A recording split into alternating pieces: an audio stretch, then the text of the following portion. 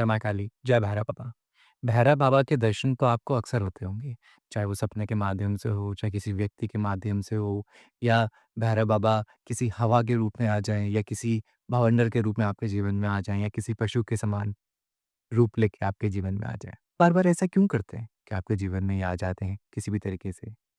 कहीं सिर्फ़ आपको ये बतलाने के लिए होता है कि मैं हूँ, यही सच में कुछ इसका मीनिंग है। तो अब इस बात को आप बिल्कुल ध्यान से सुनना कि भैरव आपको कैसे-कैसे दर्शन दे सकते हैं। वो आपको किसी बच्चे के रूप में दे सकते हैं, किसी कन्या के रूप में दे सकते हैं।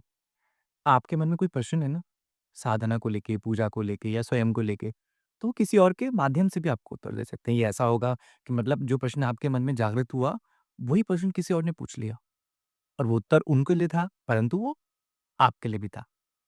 है ना? तो ऐसे विचित्र हैं हमारे भैरव बाबा। आप किसी पशु के माध्यम से भी उनके दर्शन कर सकते हैं। आप किसी वृद्ध व्यक्ति के माध्यम से भी उनके दर्शन कर सकते हैं। आप सेवा के माध्यम से भी उनके दर्शन कर सकते हैं। परंतु एक बात आपको हमेशा याद रखनी है, जो भी हम सेवा है, जो भी सेवा भाव या आप जो भी उनके दर्शन करते हैं, वो आपको हर किसी के साथ साझा नहीं करने होते। क्यों? क्योंकि दर्शन मात्र आपके लिए होते हैं। क्योंकि दर्शन हर एक व्यक्ति के लिए अलग हो सकते हैं। सीखना भी और सिखाना भी सबके लिए अलग हो सकता है। तो आपको ये ध्यान रखना है अवश्य कि ये बात आपने हर किसी को नहीं बतानी है। अगर आपको दर्शन हुए हैं, तो वो अनुभव केवल आपके लिए, ठीक है? तो उसको थोड़ा आपने गुप्त रखना है, क्योंकि हर एक मतलब उस दर्शन का भी एक मूल्य है। वो मूल्य आपने हर किसी को देना नहीं, किसी के साथ साझा नहीं करना है।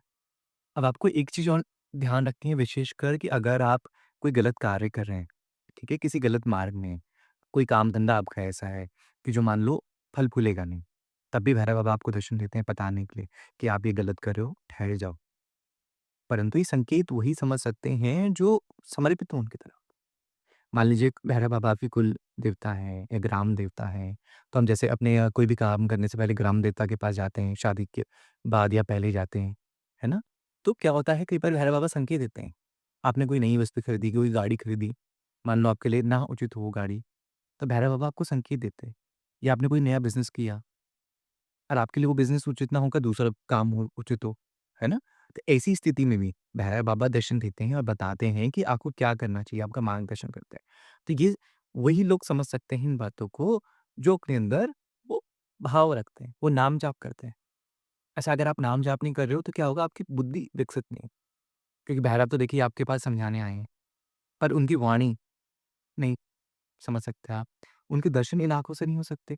क्यों? क्योंकि हमने बोला वो भाव से होंगे, प्रेम भाव से होंगे। तो अगर वो बताने आए हैं कि आपने गलत किया है, तो ये बुद्धि होनी होती है जो, यही बताती है सही और गलत क्या है। तो ये बुद्धि कैसे काम करेगी? नाम-जाप से। आप काउंटर करो, माला करो। माला तो आप 1 दिन बैठ के करोगे, है ना? और या 2 एक 1 दिन में 2 बार करोगे, परंतु वो काउंटर तो आपके पास हमेशा रहेगा। काउंटर करो, ये बुद्धि और विकसित होगी, उन भैरव को जानने के लिए। जिज्ञासा बढ़ेगी, तो भाव बढ़ेगा। भाव बढ़ेगा, तो प्रेम बढ़ेगा। प्रेम बढ़ेगा, तो उनकी तरफ और ज़्यादा सेवा का मन करेगा। और जब सेवा का मन करेगा, तो वो भैरव तत्व जागृत होगा। तो ये कड़ी है, नाम-जाप। तो ये कड़ी आप समझ गए ना अगर, तो वो आप समझ जाओगे कि भैरव बाबा आपको कब, कहाँ, कैसे दर्शन दे रहे हैं। अब भैरव भैरव बाबा जब दर्शन देते हैं, तो बड़ी ही विचित्र तरीके से देते हैं। ऐसा भी होता है वो रोज़ आपके साथ बैठे हों, ठीक है? आज हम अनुभव करें अगर, तो भैरव बाबा आपके साथ बैठे हैं। कल करें, तो कल भी बैठे हैं, परसों भी बैठे हैं, हर क्षण बैठे हैं। तो भैरव बाबा ऐसी शक्ति है जो कभी साथ नहीं छूटती, पर वो भाव से चलती है बस। क्योंकि जो उनकी आँखें हैं ना, ये ऐसी आँखें नहीं है जैसे आपकी और हमारी आँखें। ये तो आप इन 2 नेत्रों से देख रहे हो, भाव एक जो उनका तीसरा नेत्र है, वो भाव पड़ता है बस, व्यक्तियों के, मनुष्यों के, पशुओं के। इसीलिए भाव ही इस साधना में सबसे महत्वपूर्ण है और इस नाम जाप में भी। समर्पण जब तक हम भैरव बाबा की तरफ नहीं करते, तो फिर आपको उनके दर्शन भी नहीं होने वाले। और अगर आप ये बात सुन रहे हैं, तो ये एक उनकी ही गाइडेंस है। क्यों? क्योंकि कब क्या कोई बात आपके लिए बनी हो, ये आप ही जानते हो। इनमें से क्या बात आपके लिए है, ये भी आप जानते हो। तो ये जो माला आप कर रहे हैं, ये सिर्फ़ उनके दर्शन के लिए नहीं, ये आप अपने लिए कर रहे हैं।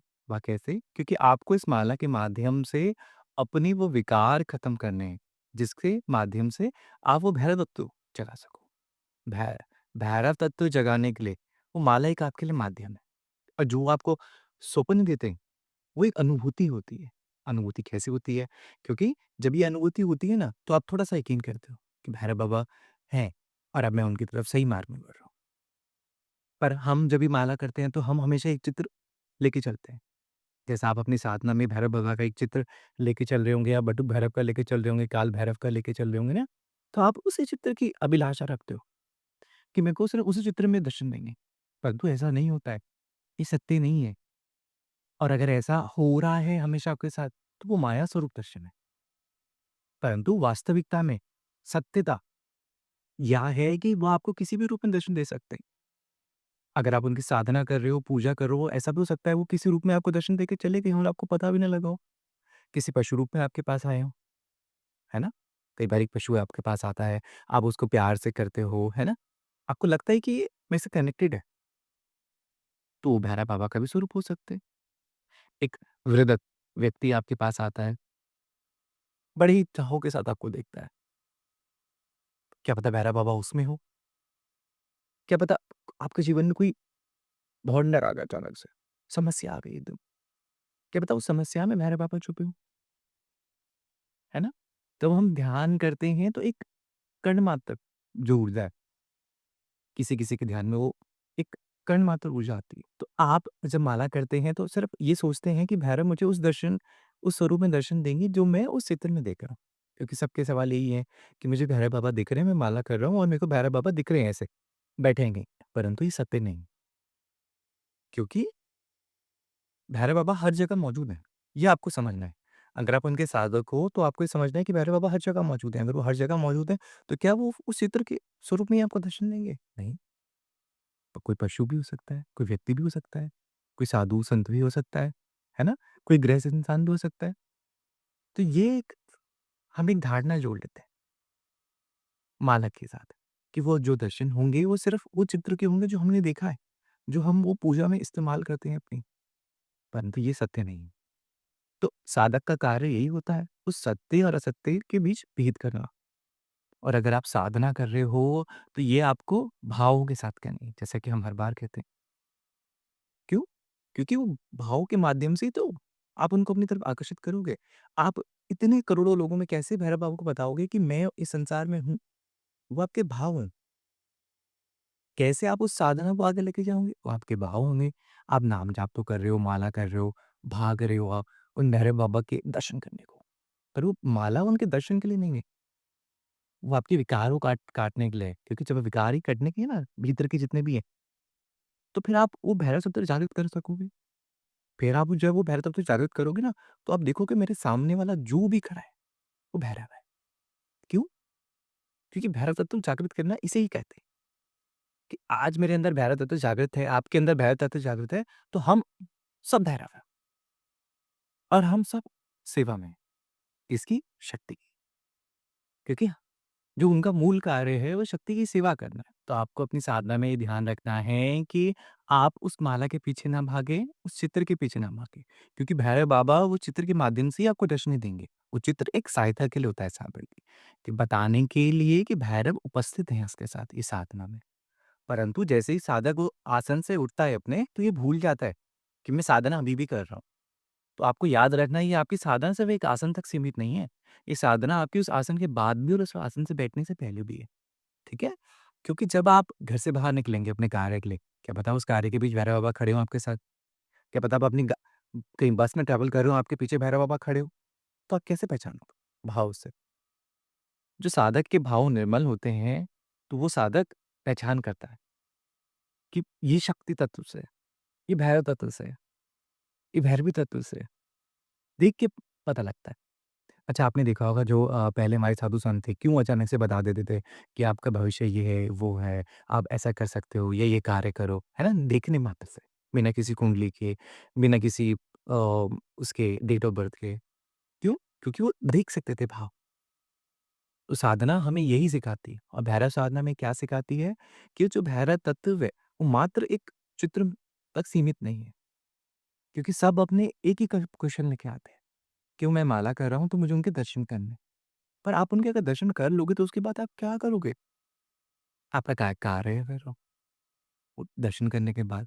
चलो आपने जितने भी लोग आप सुन रहे हो आपने दर्शन कर लिया, अब क्या करोगे आप जीवन में? है ना? तो वही आपको निर्धारित करना है कि ये मेरा कार्य नहीं है, सिर्फ़ उनके दर्शन मात्र। मेरा कार्य क्या है? वो भैरव तत्व को जागृत करना। क्यों? क्योंकि मुझे तो भैरव बनना है, मुझे तो उस शक्ति की सेवा करनी है। परंतु वो माला की रेस में और उस साधना की रेस में आप ये सब भूल जाते हैं। आप ये भूल जाते हैं कि आप ही वो भैरव हैं। आपने भागना नहीं है, एक ठहराव के साथ अपने अंदर झाँकना है कि मेरी क्या कमी है? क्या पता वो आपको दर्शन देके चले गए हों, 1 दिन पहले और आज आप घर आके सोच रहे होंगे, मैं भैरव के दर्शन कैसे करूँ? तो भैरव मात्र वो शक्ति है, जो कहीं भी कैसे भी उपस्थित होकर आपको परीक्षा लेके दिखती है कि परीक्षा में क्या करता है। चाहे वो एक डॉगी की भूख के वजह से हो, है ना? किसी डॉगी को भूख लगती है तो आपका मन एकदम होता है कि चलो हम इसका कुछ पेट भर दें, है ना? कोई वृद्ध व्यक्ति आपको देखते हो, आप देखते हो कि असहाय है, आप एकदम सहायता करने के लिए भागते हो। तो भैरव ऐसे भाव पकड़ता है कि जिन भी साधकों के अंदर ऐसे भाव होते हैं सेवा के, तो भैरव उन पे हमेशा कृपा करता है। और ऐसा नहीं कि ये भाव आपने एक दिन जगाए, परंतु ये भाव आपको हमेशा अपने अंदर रखने पड़ते हैं। ऐसा नहीं होगा कि एक दिन आपने फ़ॉर्मेलिटी के लिए ये सब कर लिया, दिखावे के लिए कर लिया, बनावट के लिए ये सब कर लिया, परंतु ये भाव निर्मल, निरंतर वो आपके साथ रहेंगे, ताकि वो भैरव तत्व आपके अंदर जागृत रहे। क्योंकि एक बार आपने वो तत्व जागृत कर लिया है, तो आपको उसको जीवित रखना है। और फिर जब आप शक्ति की सेवा में आएँगे, क्योंकि एक समय फिर ऐसा आएगा, जब आप शक्ति की सेवा में आ जाएँगे, तो फिर आपको ये समय, जो आपने कार्य किए थे, जो आपको अनुभव हुए थे, क्योंकि अनुभव भी इसीलिए होते हैं कि आप सही मार्ग में हो। और अगर आपको अनुभव ऐसा लग रहा है कि मेरा जो माला कर रहा हूँ, कुछ नहीं हो रहा है, तो आपको थोड़ा-सा आवश्यकता है एक गाइडेंस की। क्यों? जब आपको गाइडेंस मिलती है, तो आप ये जानते हो कि मैं सही कर रहा हूँ या गलत भी कर रहा हूँ। क्योंकि आप उस अनुभव के माध्यम से तो ये सब कर रहे हो। किसी ने आपने किसी के अनुभव जाने, फिर आप ये सब कर रहे हो, है ना? आपको लगा कि हाँ, मैं भी ये चीज़ मेरे लिए बनी है। कैसे पता लगा? किसी के अनुभव से। तो आप कमेंट करिएगा जिन-जिन ने भी भैरव बाबा के दर्शन करे हैं। धन्यवाद। जय माता दी, जय भैरव बाबा।